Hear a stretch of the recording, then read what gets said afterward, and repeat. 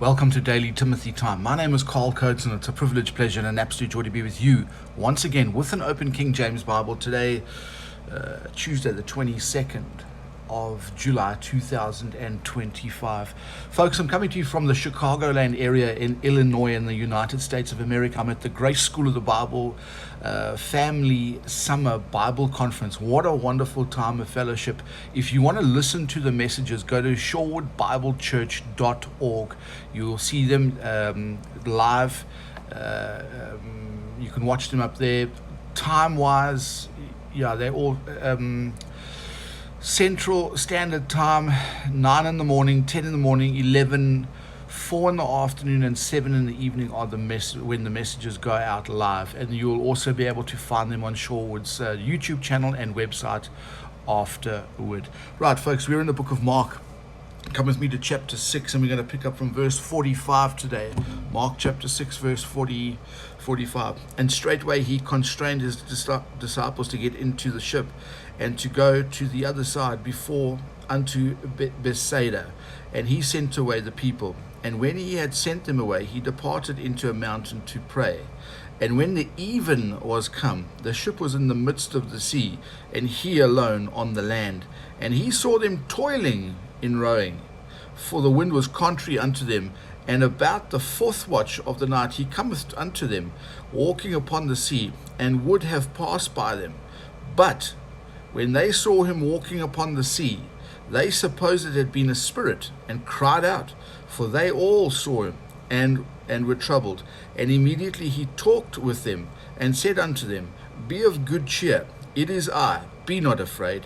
And he went up into unto them into the ship, and the wind ceased, and they were sore amazed in themselves beyond measure, and wondered, for they considered not the miracle of the loaves, for their heart was hardened.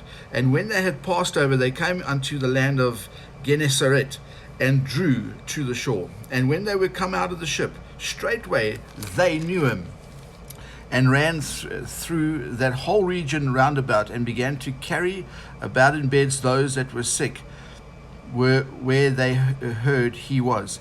And whithersoever he entered, into villages or cities or country, they laid the sick in the streets, and besought him that they might touch, if it were about the border of his garment. And as many as touched him were made whole. Really interesting passage that. I do want to draw your attention in the way of light commentary, folks, to there's a verse 48. When he saw them toiling and rowing, for the wind was contrary unto them, and about the fourth watch of the night he cometh unto them, walking upon the sea, and would have passed by them. When the scripture says the fourth watch, if you break up the day according to the Jewish time thing, if I could say it like that for lack of better wording, the first watch of the day. Now this is pretty interesting, and it'll just help your thinking with this passage we've just read. The first watch is between 6 and 9 in the evening. The second watch would be between 9 and midnight. The third watch would be from midnight through to 3 a.m. in the morning. And the fourth watch is between 3 a.m. in the morning and 6 a.m. in the morning. Now, I know to some that might be a little bit boring and like, oh, Carl, why do we need to know all this minutiae? It's like, why? It just makes for an interesting to know exactly what time of the day that happened. Anyway, I thought I'd share that with you. Quite a lot going on in this passage, really. I just look at the time's fleeting away as usual. Take that back to your next study and check it out. Also, what's an interesting thing to do is the passage we've just read.